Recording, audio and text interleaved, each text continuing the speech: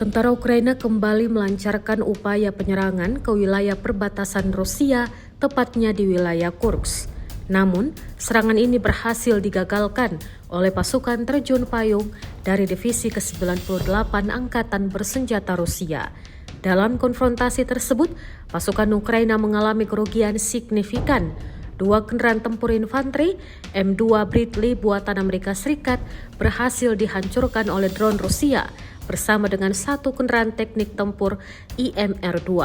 Rekamannya diunggah di Telegram pada Rabu 21 Mei 2025. Selain itu, sejumlah besar infanteri Ukraina yang menggunakan kendaraan segala medan atau ATV juga dilaporkan tewas atau terluka dalam bentrokan tersebut.